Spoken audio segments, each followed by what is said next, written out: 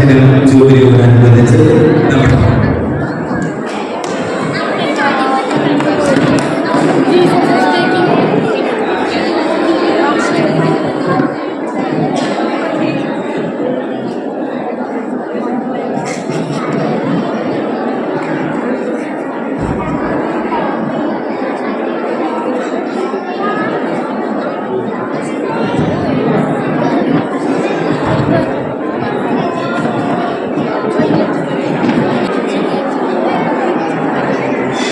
നിങ്ങൾക്ക് ചർച്ച ചെയ്യാനുള്ളതെല്ലാം ചർച്ച ചെയ്യും.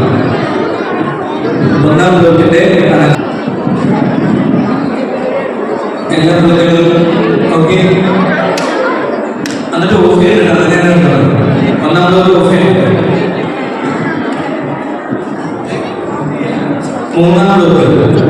മൂന്നാം ബ്ലോക്കിന്റെ കണക്ഷൻസ് കൊടുത്തിട്ടുണ്ട്.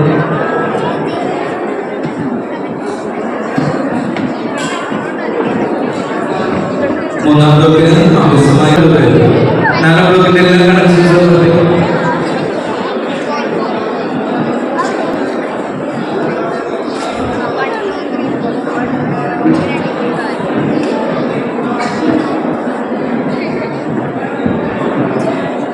ജൂബിലിയോടനുബന്ധിച്ചുള്ള ജൂലൈ മാസത്തിലെ ജപമാല ദൃശ്യാവിഷ്കരണ മത്സരങ്ങൾ ഇവിടെ തുടർന്നിരിക്കുന്നു. സംഘടിപ്പിക്കുന്നവർ, നേതാക്കൾ, ലീഡേഴ്സ് പ്രത്യേകം ശ്രദ്ധിക്കുക. തുടർന്ന് പറയുന്ന കാര്യങ്ങൾ പ്രത്യേകം ശ്രദ്ധിക്കുക. സന്തോഷത്തിൻ്റെയും ദുഃഖത്തിൻ്റെയും പ്രകാശത്തിൻ്റെയും മഹിമയുടെയും രഹസ്യങ്ങൾ 1, 2, 3, 4 എന്നീ ബ്ലോക്കുകൾ യഥാക്രമം അവതരിപ്പിക്കേണ്ടതാണ്. സ്റ്റേജിന്റെ അത്താണിയിൽ നിന്ന് പുറത്തേക്ക് നോക്കുമ്പോൾ ഇടതുവശത്തെ ആദ്യത്തേക്ക് ഒന്നാമത്തെ ബ്ലോക്കും, വലതുവശത്ത് രണ്ടാമത്തെ ബ്ലോക്കും, ബാക്കിൽ വലതുവശത്ത് മൂന്നാമത്തെ ബ്ലോക്കും, ഇടതുവശത്ത് നാലാമത്തെ ബ്ലോക്കും. ഈ ക്രമീകരണത്തിലാണ് നമ്മൾ മത്സരം ആരംഭിക്കുന്നത്. സന്തോഷകരമായ രഹസ്യങ്ങൾ. മംഗളവാർത്ത. 6-ാം മാസം ഗബ്രിയേൽ ദൂതൻ ഗലീലിയയിൽ നസ്രത്ത് എന്ന പട്ടണത്തിൽ ദാവീദിന്റെ വംശത്തിൽപ്പെട്ട ജോസഫ് എന്ന പേരായ പുരുഷനുമായി വിവാഹ നിശ്ചയം ചെയ്തിരുന്ന കന്യകയുടെ അടുത്തേക്ക് ഇവത്താൽ അയക്കപ്പെട്ടു. അവളുടെ പേര് മറിയം എന്നായിരുന്നു. ആ സമയത്ത് ഒരു അതിഥി എത്തി. അദ്ദേഹം ഒരു വിശേഷപ്പെട്ട അതിഥിയായിരുന്നു. സ്വർഗത്തിൽ നിന്നും ദൈവം പറഞ്ഞയച്ച ഒരു ദൈവദൂതൻ. പരിശുദ്ധനായ ഗബ്രിയേൽ ദൈവദൂതൻ അവൾക്ക് മുമ്പിൽ പ്രത്യക്ഷനായി. ദൂതൻ അവളുടെ അടുത്തു വന്ന് പറഞ്ഞു, ദൈവകൃപ നിറഞ്ഞവളെ സ്വസ്തി, കർത്താവ് നിന്നോട് കൂടെ. ഈ വചനം കേട്ട് അവൾ വളരെ അസ്വസ്ഥയായി. എന്താണ് ഈ അഭിവാദനത്തിന്റെ അർത്ഥം എന്നവൾ ചിന്തിച്ചു. ദൂതൻ അവളോട് പറഞ്ഞു, മറിയമേ, നീ ഭയപ്പെടേണ്ട. ദൈവസന്നിധിയിൽ നീ കൃപ കണ്ടെത്തിയിരിക്കുന്നു.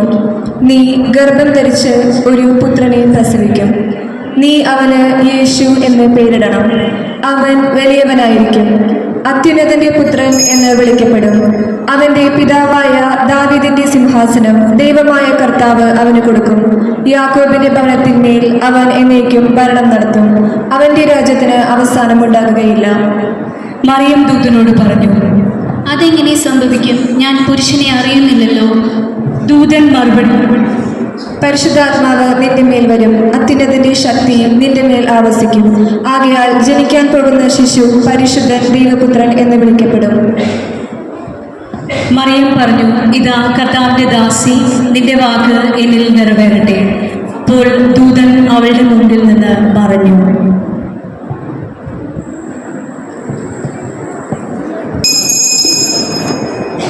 ഈശോ ഗത്സമനയിൽ ചോര വിയർക്കുന്നു. അന്ത്യത്താഴ ശേഷം യേശു ശിഷ്യന്മാരും പതിവ് പോലെ ഒരു മലയിലേക്ക് പോയി. അവൻ ശിഷ്യന്മാരെ അവിടെ നിർത്തി അവരോട് പറഞ്ഞു, ഞാൻ പ്രാർത്ഥിക്കുമ്പോൾ നിങ്ങളിവിടെ ഉണർന്നിരിക്കുവിൻ.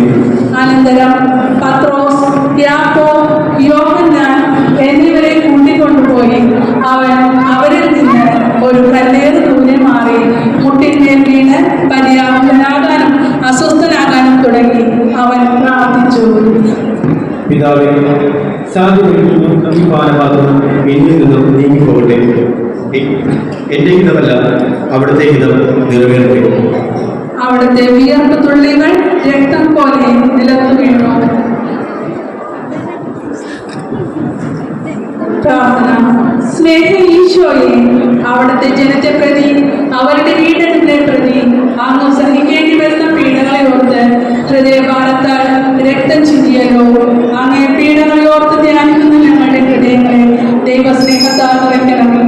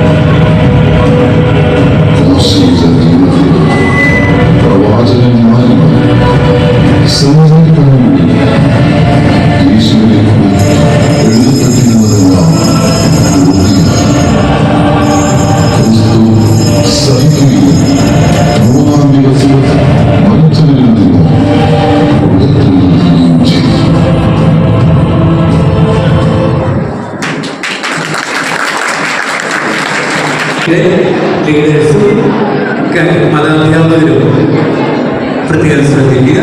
ആരും മറ്റുള്ളവർക്ക് കാഴ്ചയ്ക്ക് തടസ്സമാകുന്ന വിധത്തിൽ പെരുമാറരുതെന്ന് പ്രത്യേകം ഓർമ്മപ്പെടുത്തുന്നു.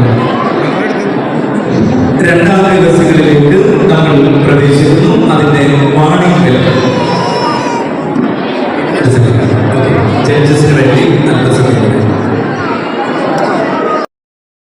Stage open. എലിസബത്തിനെ പരിശുദ്ധ കന്യകാമറിയം സന്ദർശിക്കുന്നു. ആ ദിവസങ്ങളിൽ മറിയം യൂദയായിലെ മലമ്പ്രദേശത്തുള്ള ഒരു പട്ടണത്തിലേക്ക് തിടുക്കത്തിൽ യാത്ര പുറപ്പെട്ടു. അവൾ സഖറിയായുടെ വീട്ടിൽ പ്രവേശിച്ച് എലിസബത്തിനെ അഭിവാദനം ചെയ്തു. മറിയത്തിന്റെ അഭിവാദനം കേട്ടപ്പോൾ എലിസബത്തിന്റെ ഉദരത്തിൽ ശിശു കുതിച്ചു ചാടി. എലിസബത്ത് പരിശുദ്ധാത്മാവ് നിറഞ്ഞവളായി. അവൾ നീ സ്ത്രീകളിൽ അനുഗ്രഹീതയാണ്, നിന്റെ ഉദരഫലവും അനുഗ്രഹീതം. എന്റെ കർത്താവിന്റെ അമ്മ, എന്റെ അടുത്ത് വരാനുള്ള ഈ ഭാഗ്യം എനിക്ക് എവിടെ നിന്ന്?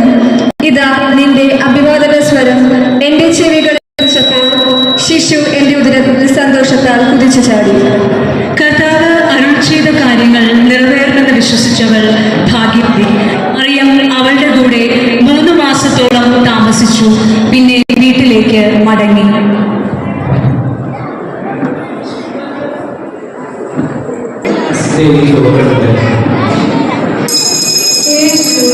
ചമ്മട്ടി അടിയേൽക്കുന്നു.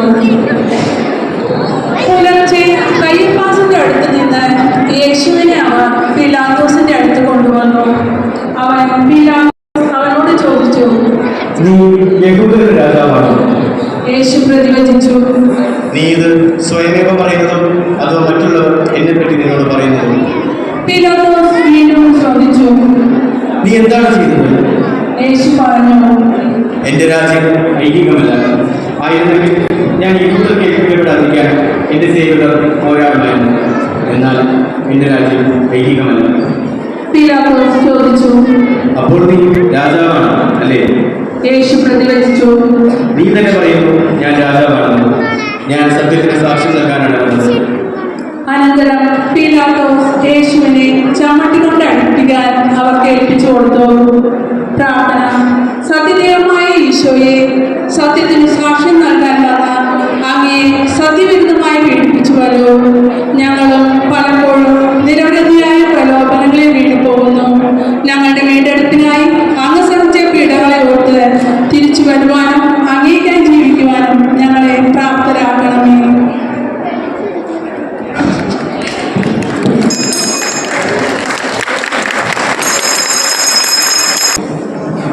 Stage open.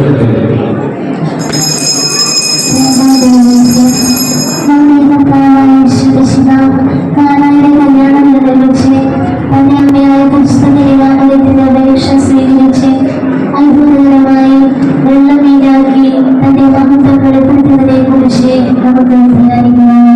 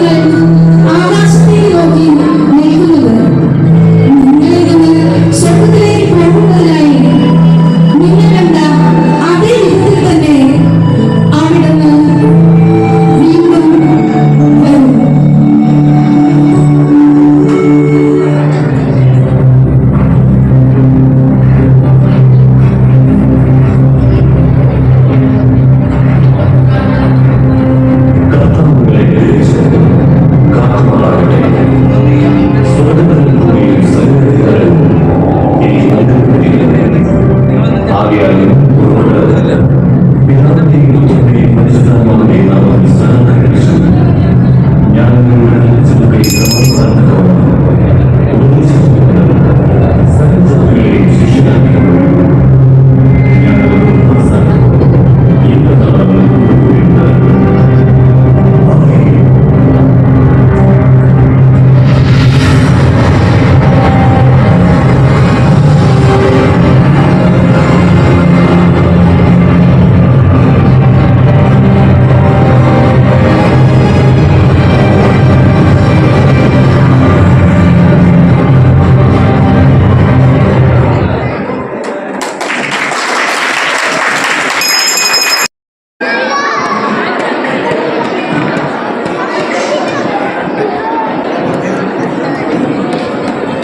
മത്സരിക്കുന്നത് അടുത്ത രഹസ്യങ്ങളുടെയും ഒരുമില്ല.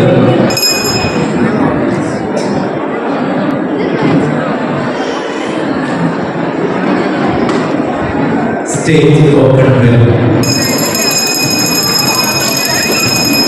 യേശുവിന്റെ ജനനം. ജോസഫ് ദാവീദിന്റെ കുടുംബത്തിലും വംശത്തിലും പെട്ടവനായിരുന്നതിനാൽ പേരെഴുതിക്കാനായി ഗലീലയിലെ പട്ടണമായ നസ്രത്തിൽ നിന്ന് യൂദയായിൽ ദാവീദിന്റെ പട്ടണമായ ബെത്ലഹേമിലേക്ക് ഗർഭിണിയായ ഭാര്യ മറിയത്തോടു കൂടെ പോയി. അവിടെ ആയിരിക്കുമ്പോൾ അവൾക്ക് പ്രസവ സമയം അടുത്തു. അവൾ തന്റെ കടിഞ്ഞൂൽ പുത്രനെ പ്രസവിച്ചു. അവനെ പിള്ളക്കച്ച കൊണ്ട് പൊതിഞ്ഞ് പൊൽത്തൊട്ടിയിൽ കിടത്തി. കാരണം സത്രത്തിൽ അവർക്ക് സ്ഥലം ലഭിച്ചില്ല.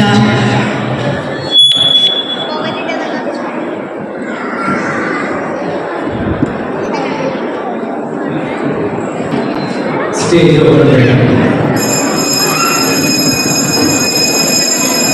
യേശുവിനെ മുൾമുടി ധരിപ്പിക്കുന്നു. പീലാത്തോസ് യേശുവിനെ ചമ്മട്ടി കൊണ്ട് അടിച്ചതിന് ശേഷം പടയാളികൾ ഒരു മുൾക്കിരീടം ഉണ്ടാക്കി അവന്റെ തലയിൽ വെച്ചു. ഒരു ചുവന്ന മേലങ്കി അവനെ അണിയിച്ചു. ഒരു ഞാങ്ങണയും കയ്യിൽ കൊടുത്തു. അവർ അവന്റെ അടുക്കൽ യഹൂദരുടെ രാജാവേ സ്വസ്തി എന്ന് പറഞ്ഞ് കൈകൊണ്ട് അവനെ പ്രഹരിക്കുകയും മുഖത്ത് തുപ്പുകയും ചെയ്തു. അനന്തരം യേശുവിനെ പീലാത്തോസിന്റെ അടുക്കൽ കൊണ്ടു നിർത്തി. പീലാത്തോസ് പറഞ്ഞു, ഇതാ മനുഷ്യൻ. ഇവനിൽ ഞാൻ ഒരു കുറ്റവും കാണുന്നില്ല. അവനെ കണ്ടപ്പോൾ പുരോഹിത പ്രമുഖന്മാരും സേവകരും ഉച്ചത്തിൽ വിളിച്ചു പറഞ്ഞു, അവനെ ക്രൂശിക്കുക. അപ്പോൾ പീലാത്തോസ് അവരെ തൃപ്തിപ്പെടുത്തുവാൻ തീരുമാനിച്ചുകൊണ്ട് ഇങ്ങനെ പറഞ്ഞു, ഈ നീതിമാന്റെ രക്തത്തിൽ എനിക്ക് പങ്കില്ല. നിങ്ങളിവരെ നിങ്ങളുടെ നിയമം അനുസരിച്ച് ക്രൂശിച്ചു കൊള്ളുക. അവൻ അവരുടെ മുന്നിൽ നിന്ന് കൈ കഴുകി. പ്രാർത്ഥന. സ്നേഹസ്വരൂപനായ ഈശോയെ, ഈ ലോക ജീവിതത്തിലെ പരിഹാസങ്ങളും വേദനകളും നിന്ദനങ്ങളും ഏറ്റുവാങ്ങി ഞങ്ങൾ തളരുമ്പോൾ ഞങ്ങൾക്ക് മുമ്പേ നിഷ്കളങ്കനായ അവിടുന്ന് എനിക്ക് വേണ്ടി ഇവയെല്ലാം സഹിച്ചതിനെ ഓർത്ത് മറ്റുള്ളവരോട് ക്ഷമിച്ച് അങ്ങേ എളിമ സ്വായത്തമാക്കുവാൻ ഞങ്ങൾക്ക് കൃപ തരണമേ.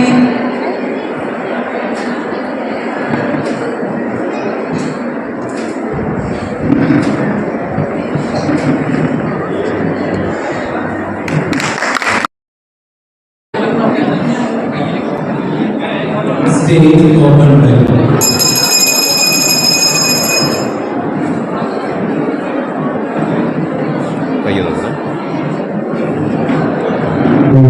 പ്രഖ്യാപനം. നമ്മുടെ കർത്താവ് യേശുമിശിഹ ദൈവരാജ്യാഗമനം പ്രഖ്യാപിച്ചുകൊണ്ട് അനുഭവിച്ച് സുവിശേഷത്തിൽ വിശ്വസിക്കുവാൻ ആഹ്വാനം ചെയ്യുന്നു. ദൈവരാജ്യം സമീപിച്ചിരിക്കുന്നു. മാനസാന്തരപ്പെട്ട് സുവിശേഷത്തിൽ വിശ്വസിക്കുന്നു.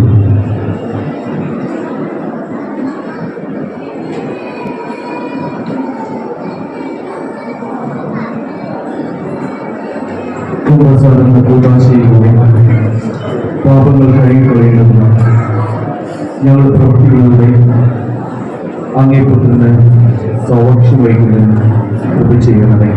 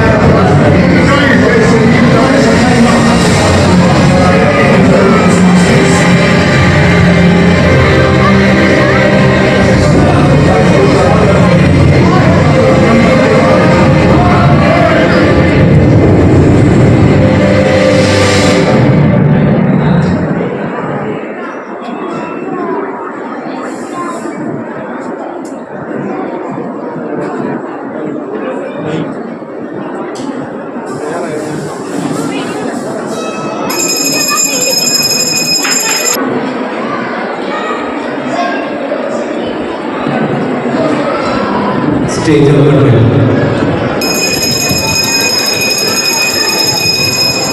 യേശുവിനെ ദേവാലയത്തിൽ സമർപ്പിക്കുന്നു. മോശയുടെ നിയമമനുസരിച്ച് ശുദ്ധീകരണത്തിനുള്ള ദിവസങ്ങൾ പൂർത്തിയായപ്പോൾ അവർ അവനെ കർത്താവിന് സമർപ്പിക്കാൻ ജെറുസലേമിലേക്ക് കൊണ്ടുപോയി. കടിഞ്ഞൂൽ പുത്രന്മാരൊക്കെയും കർത്താവിന്റെ പരിശുദ്ധൻ എന്ന് വിളിക്കപ്പെടണമെന്നും ജോഡി ചെങ്ങാലികളെയോ 2 പ്രാവിൻ കുഞ്ഞുങ്ങളെയോ ബലിയർപ്പിക്കണമെന്നും കർത്താവിന്റെ നിയമത്തിൽ പറഞ്ഞിരിക്കുന്നതനുസരിച്ചാണ് അവർ അങ്ങനെ ചെയ്തത്. പരിശുദ്ധാത്മാവിന്റെ പ്രേരണയാൽ അവർ ദേവാലയത്തിലേക്ക് വന്നു. നിയമപ്രകാരമുള്ള അനുഷ്ഠാനങ്ങൾക്കായി ശിശുവായ യേശുവിനെ മാതാപിതാക്കൾ ദേവാലയത്തിൽ കൊണ്ടുചെന്നു. ശിമയോൻ ശിശുവിനെ കയ്യിലെടുത്ത് ദൈവത്തെ സ്തുതിച്ചുകൊണ്ട് പറഞ്ഞു: കർത്താവെ, അവിടുത്തെ വാഗ്ദാനമനുസരിച്ച് ഇപ്പോൾ ഈ ദാസനെ സമാധാനത്തിൽ വിട്ടയക്കണമേ. എന്തെന്നാൽ സകല ജനങ്ങൾക്കും വേണ്ടി അങ്ങ് ഒരുക്കിയിരിക്കുന്ന രക്ഷ എൻ്റെ കണ്ണുകൾ കൊണ്ട് കണ്ടുകഴിഞ്ഞു.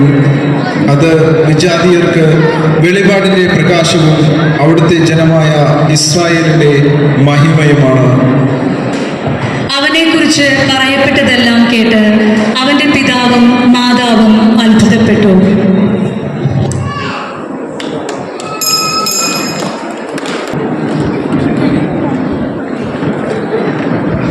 സ്റ്റേജ് ഓപ്പൺ വേണം.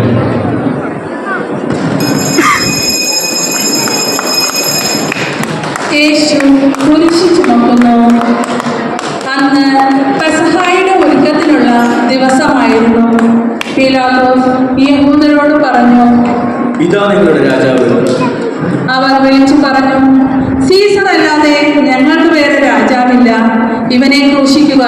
അപ്പോൾ പീലാത്തോസ് യേശുവിനെ ക്രൂശിക്കാൻ വിട്ടുകൊടുത്തു. അവർ യേശുവിനെ ഏറ്റുവാങ്ങി. അവൻ സ്വയം കുരിശിൽ ചുമന്നുകൊണ്ട് തലയോടിടം, ഹെബ്രായ ഭാഷയിൽ ഗോൽഗോഥ എന്ന് വിളിക്കപ്പെടുന്ന സ്ഥലത്തേക്ക് പോയി. ഇടയ്ക്ക് യേശു തന്റെ അമ്മയെ കണ്ടുമുട്ടി. വെറോനിക്ക അവന്റെ തിരുമുഖം തുടച്ചു. ഈശോ പല പ്രാവശ്യം കുരിശുമായി നിലത്തു വീണു. അവനെ സഹായിക്കാൻ ശിമയോൻ എന്നൊരാളെ അവർ നിയോഗിച്ചു. യേശു നടന്നു നീങ്ങിയപ്പോൾ ജെറുസലേം നഗരിയിലെ സ്ത്രീകൾ വാവിട്ട് കരഞ്ഞു. യേശു അവരോട് അരുളി ചെയ്തു: എന്നെ ഓർത്ത് നിങ്ങൾക്ക് അറിയണ്ട, നിങ്ങളുടെ മക്കളെയും ഓർത്ത് കഴിയും. അവൻ അവരെ ആശ്വസിപ്പിച്ചു. പ്രാർത്ഥന. കാരുണ്യവാനായ ഈശോയെ, വേദനയുടെ നടുവിലും ഞങ്ങളെ ആശ്വസിപ്പിക്കുന്ന ദൈവമേ, ജീവിതത്തിൽ ഞങ്ങൾക്കുണ്ടാകുന്ന വേദനകളെ ഞങ്ങളുടെ സഹോദരങ്ങൾക്ക് നന്മയായി തീർക്കുവാനും മറ്റുള്ളവരെ ആശ്വസിപ്പിക്കാനും വേണ്ട കൃപ നൽകി അനുഗ്രഹിക്കണമേ.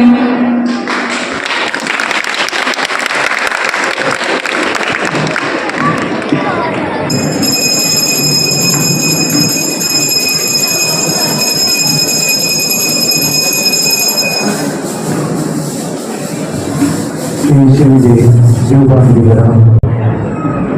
നമ്മുടെ കർത്താവ് ഈശ്വരീശികം താബോർ മലയിൽ പ്രാർത്ഥിച്ചുകൊണ്ടിരിക്കുമ്പോൾ രൂപാന്തരപ്പെടുകയും ഇവൻ എൻ്റെ പ്രിയപുത്രൻ, എൻ്റെ തിരഞ്ഞെടുക്കപ്പെട്ടവൻ, അവന്റെ വാക്കുകൾ ശ്രവിക്കുകയും എന്ന് മേഘത്തിൽ നിന്ന് സ്വരമുണ്ടാവുകയും ചെയ്തു. പരിശുദ്ധ ദൈവമാതാവേ, അങ്ങേ തിരുകുമാരൻ താബോർ മലയിൽ വെച്ച് രൂപാന്തരപ്പെടുകയും അവിടുത്തെ ദൈവികമായ മഹത്വം ശിഷ്യന്മാർ ദർശിക്കുകയും ചെയ്യുമെന്ന് ധ്യാനിക്കുന്ന ഞങ്ങൾ പരിശുദ്ധാത്മാവിന്റെ പ്രചോദനത്താൽ നയിക്കപ്പെടുന്നതിനും ഞങ്ങളുടെ ജീവിതത്തിൽ ദൈവിക ചിന്തകളും വിചാരങ്ങളും നിറയുന്നതിനും കൃപ ചെയ്യണമേ.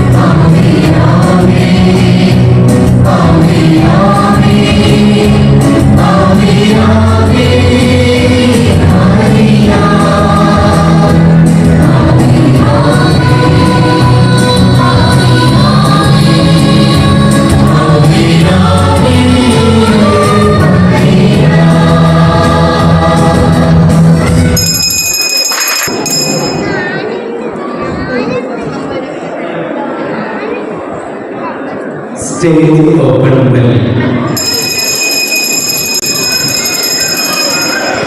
ബാലനായ യേശുവിനെ ദേവാലയത്തിൽ കണ്ടെത്തുന്നു. യേശുവിന്റെ മാതാപിതാക്കന്മാർ ആണ്ടുതോറും പെസഹ തിരുനാളിന് ജെറുസലേമിൽ പോയിരുന്നു. അവന് 12 വയസ്സായപ്പോൾ പതിവനുസരിച്ച് അവർ തിരുനാളിന് പോയി. തിരുനാൾ കഴിഞ്ഞ് അവർ മടങ്ങിപ്പോന്നു. എന്നാൽ ബാലനായ യേശു ജെറുസലേമിൽ തങ്ങി. മാതാപിതാക്കന്മാർ അത് അറിഞ്ഞില്ല. അവൻ സംഘത്തിന്റെ കൂടെ കാണും എന്ന് വിചാരിച്ച് അവർ ഒരു ദിവസത്തെ വഴി പിന്നിട്ടു.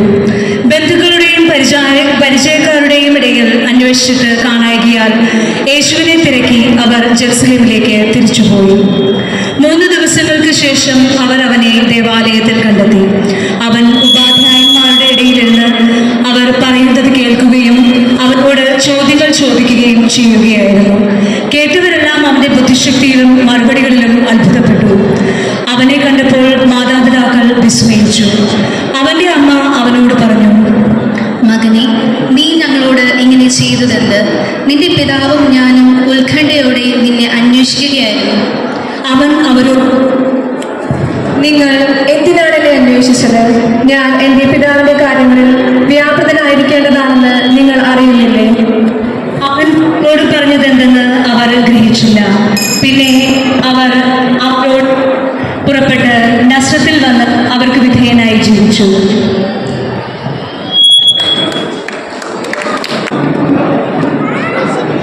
Stage open well.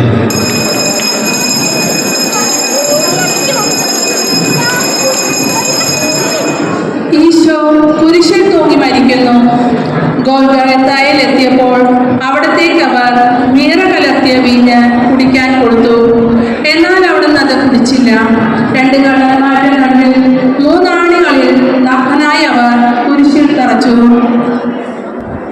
കുരിശിന് കീഴിൽ മാതാവും യോഹന്നാനും മറ്റു സ്ത്രീകളും നിന്നിരുന്നു. കുരിശിൽ കിടന്നുകൊണ്ട് യേശു തൻ്റെ അമ്മയെ നോക്കി പറഞ്ഞു, സ്ത്രീ, ഇതാ നിന്റെ മകൻ. അനന്തരം യോഹന്നാനോട് പറഞ്ഞു, ഇതാ നിന്റെ അമ്മ. കുരിശിൽ കിടന്നുകൊണ്ട് ശത്രുക്കൾക്ക് വേണ്ടി പ്രാർത്ഥിച്ചു. നല്ല കള്ളനെ ആശ്വസിപ്പിച്ചു. 6-ാം മണിക്കൂർ മുതൽ 9-ാം മണിക്കൂർ വരെ ഭൂമി മുഴുവൻ അന്ധകാരം വ്യാപിച്ചു. ഏകദേശം 9-ാം മണിക്കൂറായപ്പോൾ യേശു ഉച്ചത്തിൽ നിലവിളിച്ചു, ഏലി ഏലി ലമാ സബക്താനി. അതായത്, എൻ്റെ ദൈവമേ, എൻ്റെ ദൈവമേ, എന്തുകൊണ്ട് നീ എന്നെ ഉപേക്ഷിച്ചു? ഉടനെ പടയാളികളിൽ ഒരുവൻ ഒരു നീർപ്പഞ്ഞി വിനാഗിരിയിൽ മുക്കി അവന് കുടിക്കാൻ കൊടുത്തു. യേശു അത് രുചിച്ചു നോക്കി പറഞ്ഞു, എല്ലാം പൂർത്തിയായി. അവിടുന്ന് ഉച്ചത്തിൽ നിലവിളിച്ച് ജീവൻ വെടിഞ്ഞു. പ്രാർത്ഥന. സ്നേഹം മാത്രമായ നല്ല ഈശോയെ, അങ്ങേ അതിദാരുണമായ അന്ത്യനിമിഷങ്ങളിൽ പോലും വേദനിപ്പിച്ചവരെ ആശ്വസിപ്പിക്കുവാനും അവർക്ക് വേണ്ടി പ്രാർത്ഥിക്കുവാനും തിരുമനസ്സായല്ലോ. ഞങ്ങളെയും വേദനിപ്പിക്കുന്നവരോട് ക്ഷമിക്കുവാനും അവർക്ക് വേണ്ടി ആത്മാർത്ഥമായി പ്രാർത്ഥിക്കുവാനും വേണ്ട കൃപ നൽകി അനുഗ്രഹിക്കണമേ.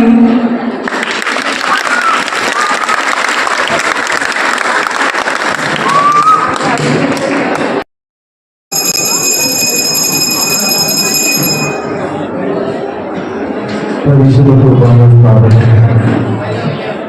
നമ്മുടെ കർത്താവ് വിശ്വസിക്കുക അന്ത്യത്താഴ വേളയിൽ നമ്മോടുള്ള സ്നേഹത്തിന്റെ അച്ചാരമായി തന്റെ തിരുശരീര രക്തങ്ങൾ വിഭജിച്ചു തരുന്ന വിശുദ്ധ കുർബാന സ്ഥാപിച്ചു.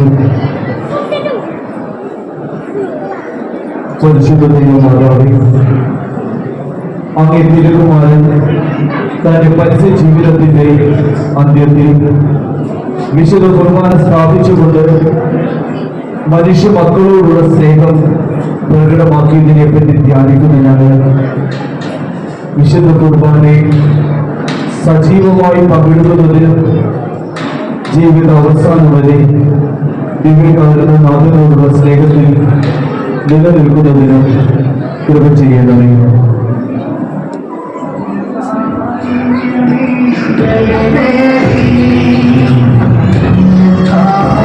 Thank you.